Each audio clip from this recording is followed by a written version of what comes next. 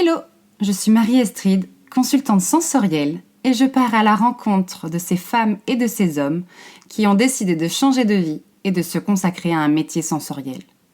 Que ce soit à travers le goût, le toucher, la vue, l'ouïe ou l'odorat, toutes ces personnes partagent une envie commune, celle de la transmission et de la reconnexion à ce que nous sommes vraiment. Partez à la rencontre de ces destins qui ont du sens et de ces passions devenues métiers. N'hésitez pas à partager ce podcast à toutes les personnes qui doutent et qui hésitent à se lancer dans leur projet de cœur. Artisens, le podcast qui vous montre une autre voie. Artisens.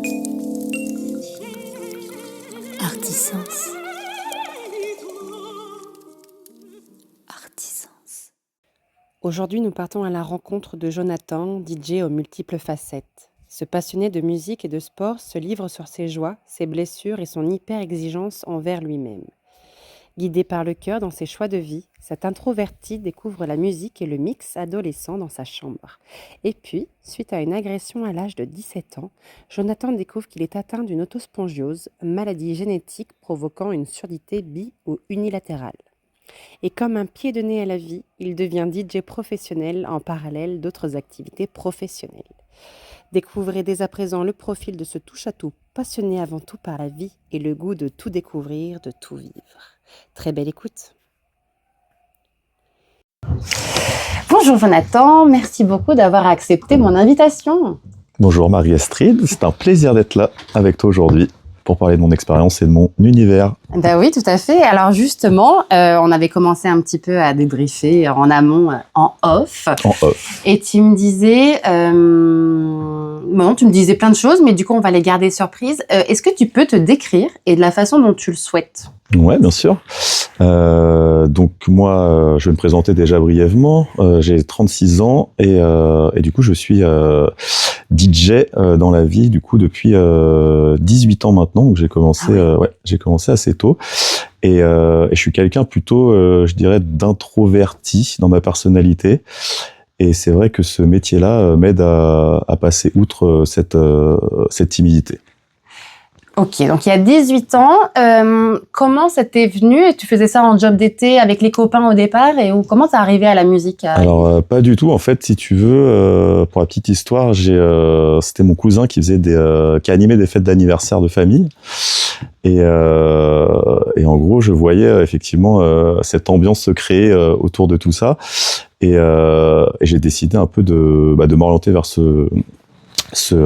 cette passion-là. Et donc j'ai appris à mixer un peu dans sa chambre et tout au début. Et par la suite, je me suis acheté mon propre matériel et puis j'ai commencé à écouter des sons dans ma chambre, etc., etc. Et en fait, je me suis rendu compte que la musique, ça m'aidait vraiment à m'évader et j'ai commencé à percer là-dedans. D'accord, parce que quand tu dis que tu as commencé à percer, est-ce que tu as été tout de suite à fond les ballons et tes parents t'ont suivi en te disant « Allez, vas-y, amuse-toi les week-ends ». Comment ça s'est passé Non, pas du tout. Pas du tout. Au final, moi, c'était vraiment faire du mix à la maison avec mes 2 platines et ma table de mixage dans ma chambre. C'était mon univers à moi, mais comme je t'ai dit tout à l'heure, moi, j'étais vraiment introverti, donc je restais vraiment dans ma chambre. Je pouvais pas sortir mixer devant du public encore, c'était trop tôt. Et ensuite, suite à ça, effectivement, j'avais aussi mon meilleur pote de l'époque qui faisait aussi DJ. Et je m'en suis rendu compte qu'au final, on pouvait rendre les gens heureux à travers la musique. Les gens s'évadaient et c'est vrai que ce retour d'expérience me fait énormément de bien. Et moi, je prends du plaisir et je donne du plaisir aux gens et c'est vrai que et puis ils te le rendent bien tout de suite. Exactement. Et puis en plus, le retour sur investissement entre guillemets, il est immédiat. C'est exactement ça. Tu vas aller voir bouger, tu vas aller voir danser tout de suite dès que tu vas lancer la playlist. Tout à fait. D'accord. Et donc tu me dis ça, donc t'as fait 18 ans. Et est-ce que donc t'animais ça de temps en temps, tu t'es lancé avec ton cousin, etc. Alors on s'est avec ton meilleur ami, pardon. Ouais, alors du coup chacun avait son petit truc et voilà, j'avais monté mon auto-entreprise à l'époque. Ok. Et puis j'ai commencé à faire mes premiers anniversaires. Et comment ça s'est passé? C'était très compliqué parce qu'au final, j'avais pas beaucoup d'argent à l'époque. J'étais encore étudiant, j'étais au lycée. Donc c'est vrai que le peu d'argent de poche que j'avais sur des jobs d'été, etc., je le mettais de côté pour acheter ma première platine d'occasion, acheter ma première enceinte d'occasion, acheter ma première structure de lumière d'occasion. Et au final, voilà, je sortais tout le matériel de mon garage pour faire mes premières soirées. Et voilà, ça a commencé comme ça. Et puis au final, dès que je gagnais un peu de sous, je réinvestissais dans du matériel. Et puis voilà, c'est comme ça que c'est venu. Alors là, tu me parles d'un point de vue logistique et c'est très intéressant du coup ton approche. Mais comment tu l'as vécu d'un point de vue émotionnel? Parce que la première fois que tu charges ta voiture, ou tu signes ton devis. Ouais, alors c'est même pas ça qui me faisait le plus flipper. C'était plus le fait d'attendre la réaction des gens en live. C'est-à-dire que dès que tu passais du son, il fallait que les gens te le rendent. Et moi, j'avais cette peur-là de dire, écoute, ce que tu fais, c'est pas bien, et ils te le rendent pas sur la piste, en fait. Ouais, donc, c'était ça un peu le plus compliqué. Ouais, donc c'était ça, d'appréhender les premiers lancements de playlist. Exactement, voilà. Est-ce que ce premier son-là, il va marcher? Est-ce que cet enchaînement de musique, il va marcher? Et il faut savoir qu'à l'époque, il n'y avait pas toute cette technologie. À l'époque, on gravait nos CD nous-mêmes. Ouais. Donc, on devait acheter un stock de CD. On devait les graver. On devait noter les numéros de piste avec le nom des artistes, le nom de la musique sur des petits papiers par pochette CD, etc. Je me souviens des énormes pochettes qu'on avait, les classeurs à CD. Ouais, c'est ça. C'est des classeurs à CD, exactement. Ouais. Et quand on mixait en live, quand on avait 100 CD, il fallait se retrouver le son qu'on voulait passer à ce moment-là. En cherchant, c'était... Bon, pour les jeunes de moins de 30 ans ils n'ont pas connu tout ça, le Discman. Ouais, c'est ça, exactement. Ah là là, oui, on gravait nos CD, j'avais un stock de CD de dingue. Et puis, alors, une fois qu'ils étaient abîmés, ça sautait sur la platine, c'était l'horreur. En voiture, alors, tu prenais un nid de poule ou... c'était l'enfer. Je sais même pas comment on était serein à l'époque. Ah, je trouve ça génial. Ouais. Et alors, du coup, oui, tu dis à l'époque du CD, mais moi, je t'ai connu avec les vinyles. Avec les vinyles, exactement, tout à fait. Et donc, je t'ai connu là, il y a 6 mois. Ouais. Avec des vinyles. Alors, comment t'es arrivé au vinyle? Est-ce que c'est parce qu'à la maison, t'avais un stock de tes parents, de tes grands-parents, etc. Est-ce qu'il y a une approche qui est différente, une technicité qui est différente dans le mix? Ouais, tout à fait. Il y a une technicité qui est différente. Après, moi, j'ai pas commencé sur vinyle. J'ai commencé vraiment sur platine CD à l'époque. Le vinyle, moi, c'est venu un petit peu après parce qu'au final, dans l'animation DJ et dans l'animation de mariage, je propose une animation qui s'appelle le bar à vinyle et je trouvais que c'était une animation assez vintage et rétro qui rappelait pas mal de souvenirs aux gens. Et effectivement, j'ai été choper des vinyles chez mes grands-parents, chez mes parents, qui restaient un peu dans des placards. Ouais, c'est ça exactement. Et voilà, ça permettait de les ressortir. Et puis au final, ça permet aussi de s'intéresser à la musique. Et découvrir les samples d'origine aussi. Les samples d'origine, et puis même ça crépite, ce petit crépitement, il est vraiment cool et ça change un petit peu du numérique. Oui, et puis comme tu dis très justement, il y a un côté hyper affectif et émotionnel pour le consommateur, j'allais dire le client, c'est-à-dire qu'il va les fouiller, dire tu te rappelles de ça? Non mais vous l'avez retrouvé, non mais génial, et puis ils vont chercher. En plus c'est intergénérationnel le vinyle. Et c'est ça que j'aime bien dans ce lien-là, au-delà du grain qui est vraiment particulier de l'objet. Il y a le côté lien de dire, ça, j'ai dansé à mon mariage là en 2026 sur un son que ma grand-mère avait, et c'est ça qui est énorme, quoi. Ouais, c'est ça. Et puis il y a cet échange-là avec justement les puristes de l'époque, quoi. Donc ça permet vraiment d'échanger. Ouais, c'est cool, franchement. Et le lien audio, on en a parlé brièvement, et puis tu as fait suite à un post que j'ai lancé il y a quelques semaines maintenant sur la maladie de l'autospongiose. Ouais, c'est ça. Et là, j'ai été très surprise de ton retour parce que je ne savais pas et je ne m'attendais absolument pas à ce que toi aussi tu sois atteint de l'autospongiose. À quel âge tu t'es rendu compte de ça et comment ça s'est traduit chez toi? Alors en fait, pour la petite histoire, je m'étais fait agresser quand j'avais 17 ans. Okay. Et suite à ça, en fait, j'avais reçu une sorte de gifle dans l'oreille et ça m'avait du coup percé le tympan. Okay. Et donc j'ai été opéré, on m'avait fait une tympanoplastie du coup de l'oreille gauche et j'aurais dû récupérer de l'audition. Okay. Donc j'avais perdu énormément d'audition et j'aurais dû récupérer 100% et ça n'a pas été le cas. Donc je suis retourné voir l'ORL et il m'a dit c'est pas normal parce que ton tissu est nickel, ça a bien cicatrisé, on va quand même rouvrir, on va voir. Et du coup, c'est là où il a découvert qu'effectivement, j'avais une autospongiose sur la deuxième opération. Et donc, effectivement. Et donc sur l'oreille gauche. Sur l'oreille gauche, exactement. Et donc, il m'a remplacé effectivement cet osselet-là par un piston. Et donc, ça va mieux maintenant, même si j'ai quand même une perte d'audition conséquente. Mais voilà, je suis appareillé maintenant, j'ai pas honte de le dire. Avant, c'est vrai que j'avais un peu honte. Je souris parce que c'est exactement ce que j'ai marqué dans mon post, c'est ça qui est énorme. Ah, c'est pas facile quand t'as 20 ans de te dire je veux être appareillé. Donc c'est vrai que j'ai attendu et à partir du moment où ça m'handicapait dans mon quotidien, je me suis dit allez, on passe le cap. Et j'ai la chance d'avoir mon beau-frère, donc le mari de ma sœur, qui est audioprothésiste. Oui, donc il a les dernières technologies. Exactement, c'est ça. Parce qu'on remet dans la perspective, parce que les gens qui ne sont pas atteints de déficience auditive ne peuvent pas se rendre compte de ça. C'est-à-dire qu'on part d'un truc où on a l'impression d'avoir un sonotone de vieux, marron beige, qui pendouille à l'oreille. À la base, l'idée qu'on s'en fait. L'idée, c'est ça. Mais maintenant, c'est super discret. Oui. Toi, t'es à l'intérieur ?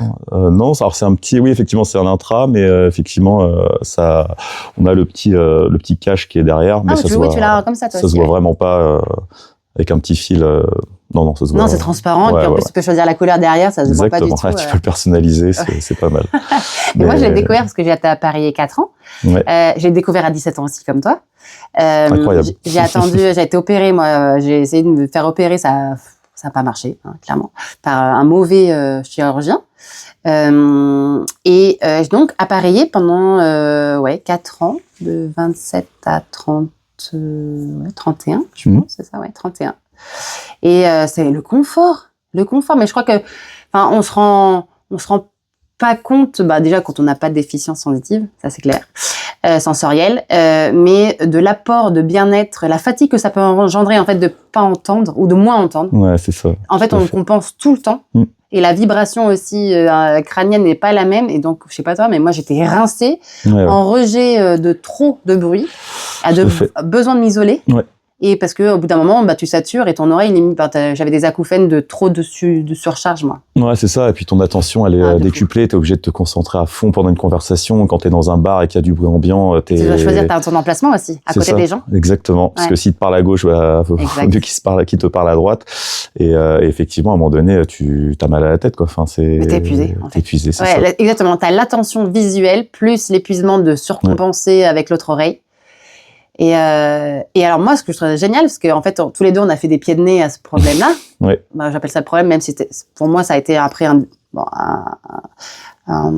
biais très positif. Mais sur le moment, je sais pas toi, mais moi, je l'ai pas hyper bien vécu. Non, pareil.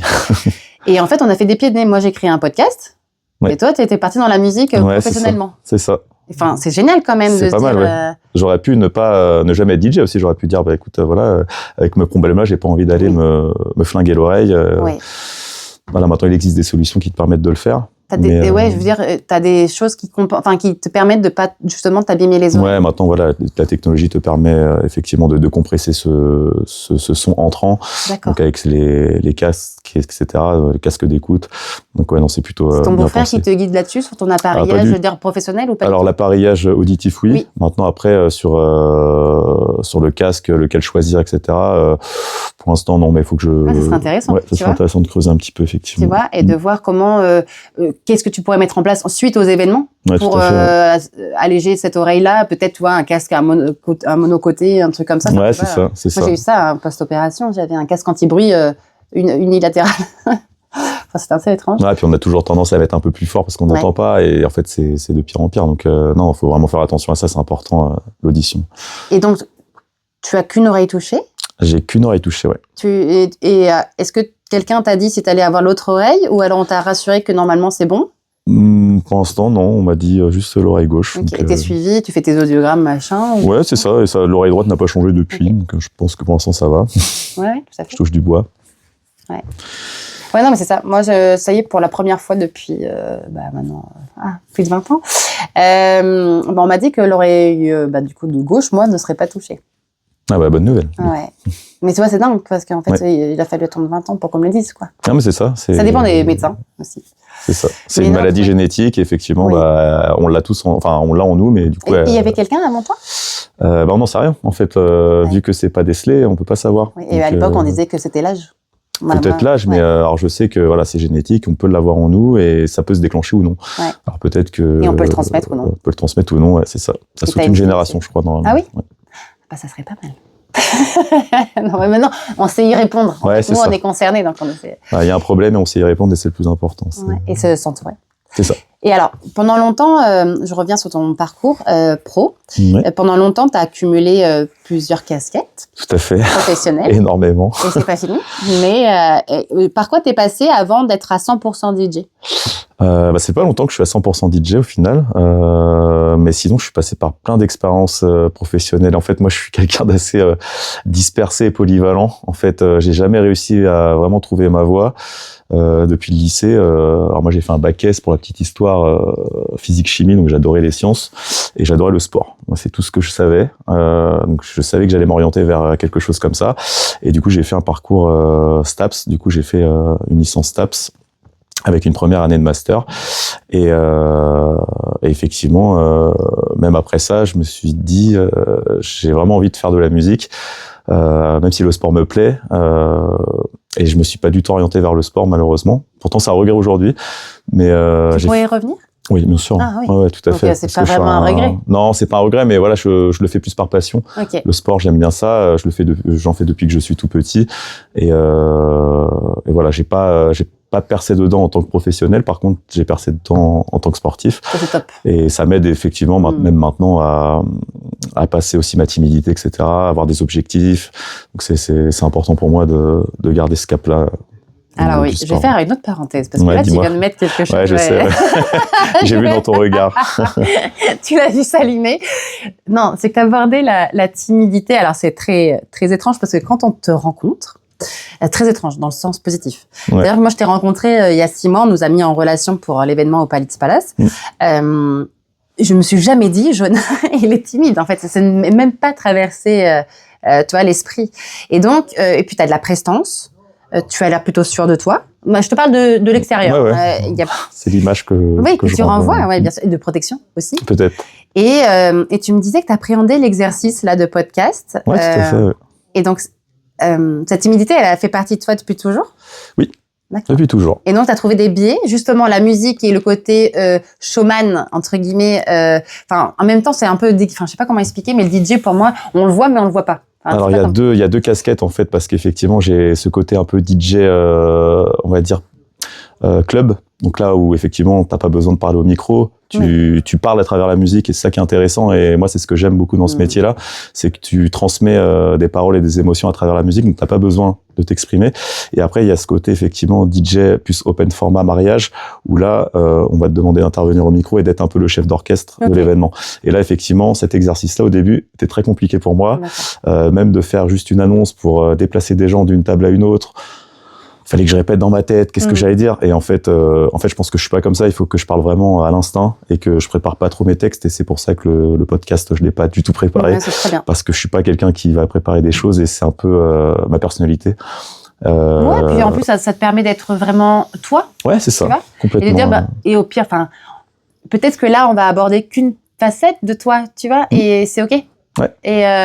Et oui, après tu vas dire j'aurais dû parler de ça, mais non, en fait ce qui vient là c'est ce qu'il fallait que ça sorte, tu vois. Ouais, après on a tous une exigence de nous-mêmes, et moi j'ai vraiment une exigence très très haute, et effectivement je suis toujours déçu de ce que je peux faire ou ce que je peux apporter, malgré retour positif. Ouais, c'est ça, malgré retour positif, c'est vraiment propre à moi. Et du coup cette barre qui est très haute, jusqu'où elle va, parce que en fait elle a pas de limite. Non, elle a pas de limite. Et le fait de te lancer des challenges comme tu le fais là, le podcast c'est un petit challenge, comme je te l'ai dit, je suis pas j'aurai des millions d'écoutes d'auditeurs, mais bientôt.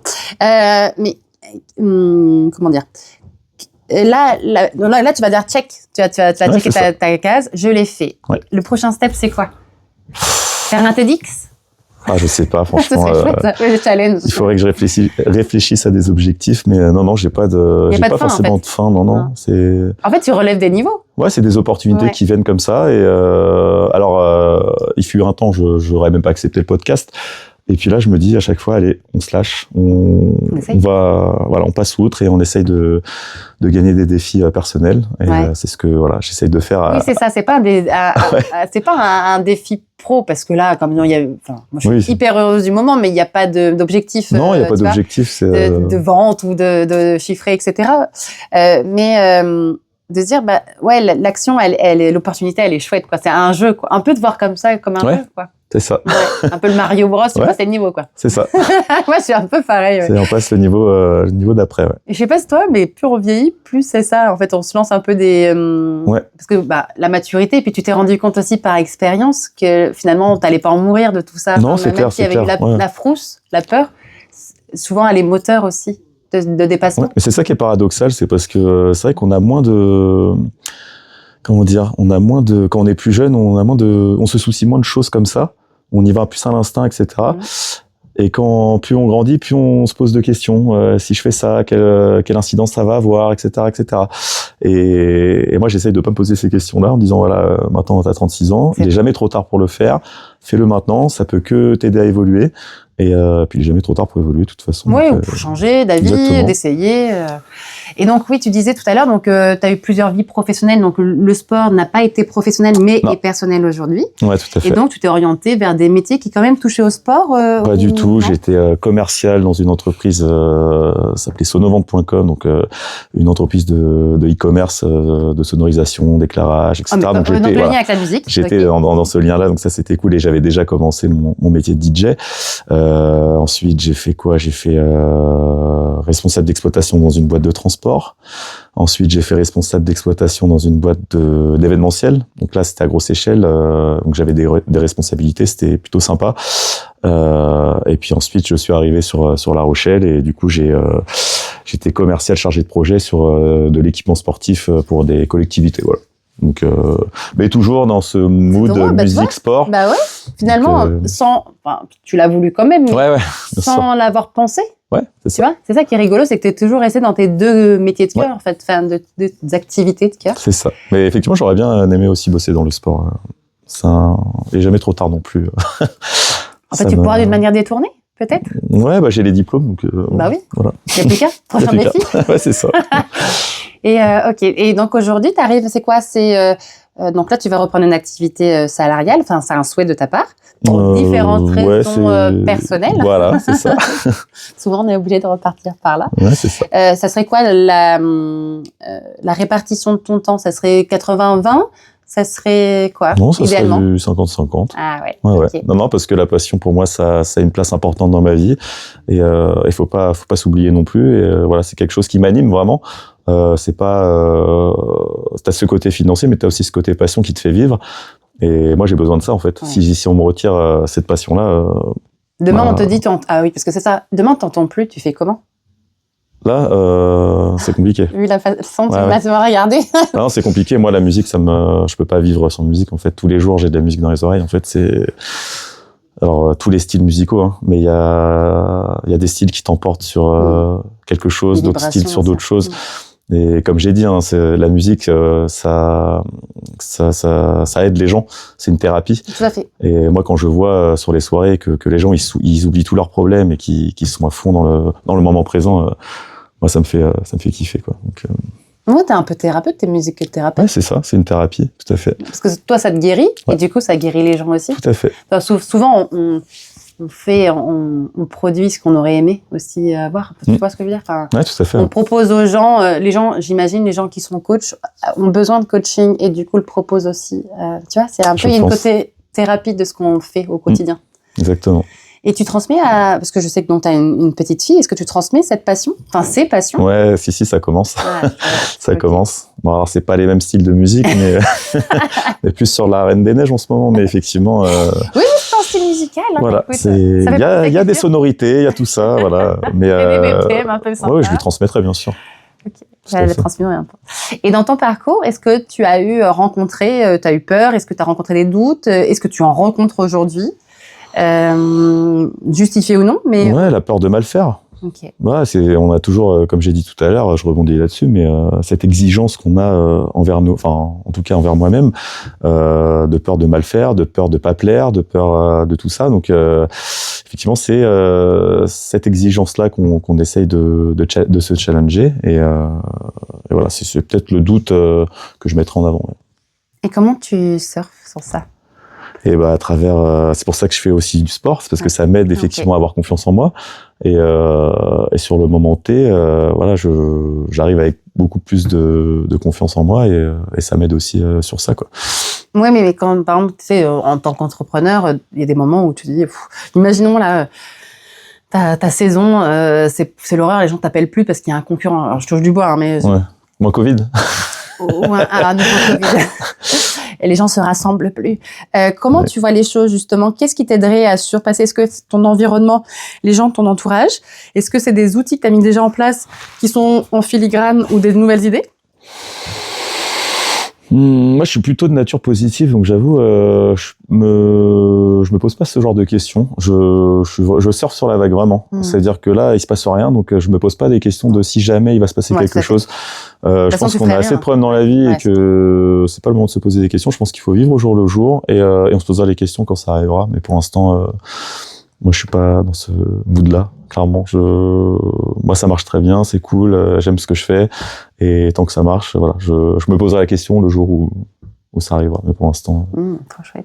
Il n'y a pas de... Et tu t'es senti entouré? Enfin, je veux dire, t'es soutenu? Ouais, bien sûr, tout à fait. Ouais. Tes parents, ils t'ont suivi là-dedans, ou des gens, tes frères et sœurs? Ouais, après, comme tout métier passion, ça fait peur au début pour les parents, forcément, se dire, voilà, je vais vivre de ça. Ah bon, tu as fait des études dans le sport, mais tu vas faire de la musique, mais t'es sûr? Donc non, après, effectivement, quand on leur prouve que ça marche, effectivement, ils nous soutiennent à 100%. Donc ça, c'est cool. C'était important pour toi d'avoir le regard extérieur qui valide? Ouais, tout à fait. On en a besoin du regard extérieur. Parce qu'effectivement, nous, on voit à notre échelle plein de choses, mais le regard extérieur est très, très important pour évoluer. Et tout à fait, exactement. Je demande toujours l'avis extérieur des gens. Qu'est-ce qu'ils en pensent? Ouais. Avant de faire ou après? Les deux. Ah ouais? Ouais. Avant, qu'est-ce que tu en penses? Alors avant, je prends... Ce qui t'intéresse? Effectivement, je pense ce qui m'intéresse et c'est important de savoir ce que les gens pensent. Mais le retour d'expérience est très très important et je demande toujours des feedbacks à tout le monde. Donc, c'est comme ça que tu évolues. Après une presta. Et comment ça se passe avec le B2B par exemple? Parce que le mariage, ils vont généralement revenir vers toi naturellement en disant c'était super Jonathan pour de machin. Ouais, on débriefe en fait. Ce qui est bien dans le B2C, c'est qu'au final c'est très axé humain. Donc effectivement, moi à la fin de chaque presta, on débriefe sur le moment. Qu'est-ce qui s'est...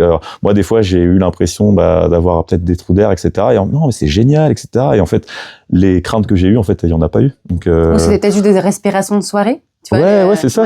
Mais c'est juste que nous on a une exigence. C'est effectivement même si dans la globalité on a dit c'était génial. Et en fait, c'est vrai qu'à la fin de la soirée, quand les gens viennent devant toi, qui t'applaudissent, qui crient ton nom, etc., c'est incroyable. Je me dis, mais j'ai rendu les gens heureux pendant 4 heures, quoi. Ils ont oublié leurs problèmes et ils étaient devant moi en train de kiffer. C'est vrai qu'on se rend pas compte, tu vois, maintenant que tu me l'as dit, cette considération-là. On est là pour consommer, entre guillemets, quand on est à un événement. On est là et on a vite à critiquer parfois le choix musical, mais souvent il est induit par les mariés aussi, le choix des thématiques, des chansons qu'ils veulent vraiment passer ou des styles musicaux qu'ils veulent vraiment passer. Et souvent on dit oh mais non mais c'est nul, j'étais en train de danser machin. C'est sûr. Tu vois, c'est rigolo et ça doit être difficile aussi à. Alors après il faut écrire une histoire pour moi. En fait, faut que l'histoire que tu écris pendant la soirée suive un fil conducteur et en fait que les gens te suivent dans l'histoire. Alors après ils peuvent faire des pauses dans l'histoire. C'est-à-dire qu'en gros, tu peux très bien commencer par un thème et un autre thème leur parle un peu moins. Donc, ils vont aller justement peut-être aller fumer, aller boire un verre, etc. Et puis revenir. Mais il faut pas les perdre. Il faut vraiment rester dans cette histoire. Exactement. C'est ça. Juste une escale et que dans... C'est ça le jeu aussi. On a un peu auteur dans notre soirée en fait. Mais j'avais jamais vu ça comme un voyage en fait sonore. Si, moi je le vois comme ça. Après voilà, je sais pas si tout le monde le voit comme ça, mais effectivement moi je le vois comme ça. Et en parlant avec des gens, effectivement, pas plus tard qu'avant-hier, on m'a dit ce qui est cool avec toi, c'est que tu racontes une histoire derrière les platines et qu'en fait les gens ils te suivent. Et c'est pour ça que la piste est toujours pleine, etc. C'est parce que tu ne les perds pas. Et tu passes pas du coq à l'âne sur quelque chose, un Céline Dion, tu passes sur un reggaeton, etc. Souvent, il y a des ruptures. Voilà, c'est ça. Il y a une règle de 3-4 qui s'opère à chaque fois en disant, voilà, on reste sur un univers. Comme ça, les gens, ils s'imprègnent de cet univers pendant 3-4 musiques. Et ensuite, effectivement, on peut passer sur un autre genre musical, etc. Et... C'est vrai que moins, c'est court, quoi. Ouais, c'est ça. Tu commences à te chauffer à deux. Et puis après, souvent, il y a un changement. Exactement. Et ça, c'est la difficulté de l'open format, c'est qu'effectivement, on est DJ généraliste dans l'open format. Ce que tu appelles, c'est les mariages et les anniversaires. C'est ça. En gros, tu dois avoir un panel de musique.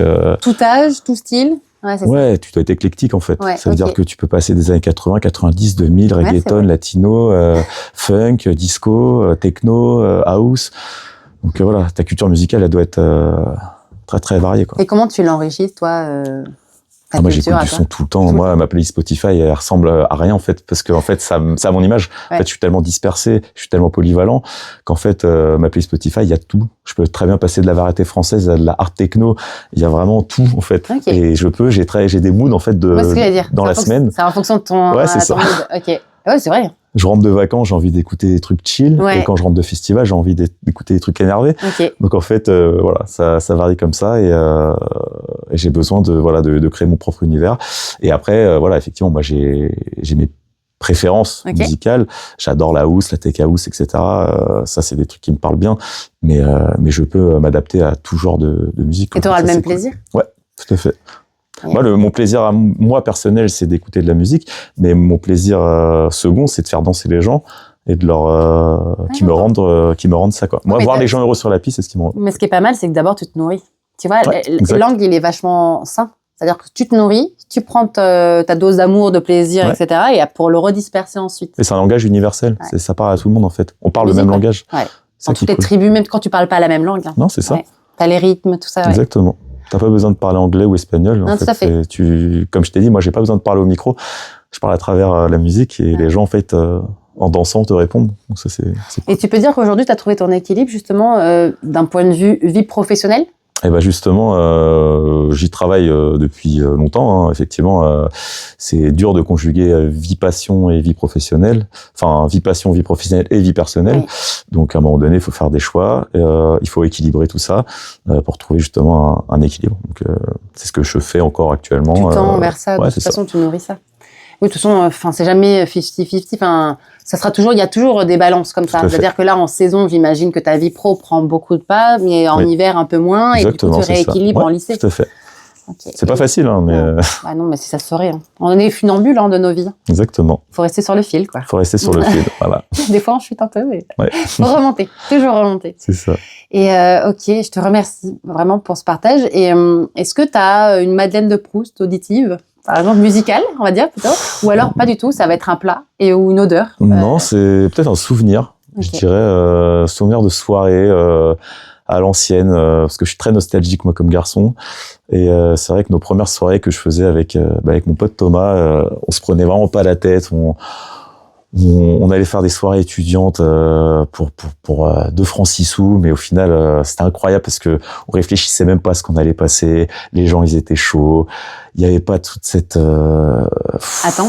ouais, toute cette attente. Les gens ils venaient faire la fête. Et puis il y a peut-être Il n'y pas avait la pas de même téléphone, Oui, et voilà. les gens n'étaient pas avec leur téléphone en train de filmer les soirées, ils kiffaient le moment et ces souvenirs ils sont incroyables parce que on sortait de là, on était un peu les David Guetta de l'époque et c'était trop bien quoi. Moi c'est mes meilleurs souvenirs hein, franchement. Ouais, donc c'est ce doux souvenir et ta Madeleine de Proust. Ouais, c'est C'est-à-dire ça. que si tu pouvais là tout de suite Me téléporter ouais. dans le passé, ouais carrément. Ah ouais. On en parle souvent d'ailleurs. C'est vrai. Ouais. Et pourquoi À chaque- pas relancer une soirée comme ça?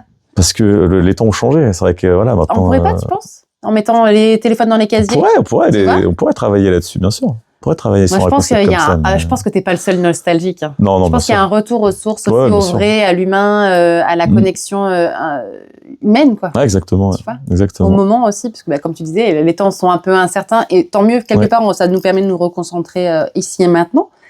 Mais du coup, je pense qu'il y a un filon. Ouais, et puis voilà, ça permet à tout le monde de s'évader. Et... Non, Ouais, je pense qu'on a tous besoin. tout le monde en a besoin. Et tu dirais quoi aujourd'hui au petit Jonathan? Qu'est-ce que je dirais au petit Jonathan? Bah écoute, si je devais revenir dans le passé, je lui dirais confiance en toi. Et puis fonce quoi. Dès que t'as une idée, fonce. Essaye pas, doute pas en fait. Doute pas, vas-y. Essaye. Essaye. J'ai peut-être trop douté. Il y a peut-être des opportunités que j'ai pas pu saisir à l'époque. J'ai des regrets aussi. Ok. Et voilà, si je revenais en arrière, je pense que j'aurais un peu gommé ces doutes-là par un peu plus de. D'audace? Moi, je dirais audace aussi et moins de timidité, ouais, tout à fait. De Ouais. courage. S'il faut mettre un mot, peut-être que c'est le courage, ouais. Ouais, ou de l'audace, juste de ouais. prendre Non, de ça comme l'audace, ouais, un c'est- défi. ouais. Tu vois, moi, Ouais, l'audace, ouais. c'est plutôt positif de dire, allez, on y va, avec la petite, Ouais, la c'est petite, ça. la petite étincelle dans l'œil. Tout à fait, ouais. Bah, de toute façon, là, il y a plus qu'à, j'ai envie de te dire. C'est exactement ça. Merci beaucoup pour cette Merci à échange. toi. Et puis, j'espère que ton témoignage, notre discussion inspirera d'autres personnes, en tout cas, J'espère aussi. à poursuivre les choix du cœur et de raison aussi, mais Yes. de garder l'équilibre, quoi. Tout à fait. Merci beaucoup. Merci à toi.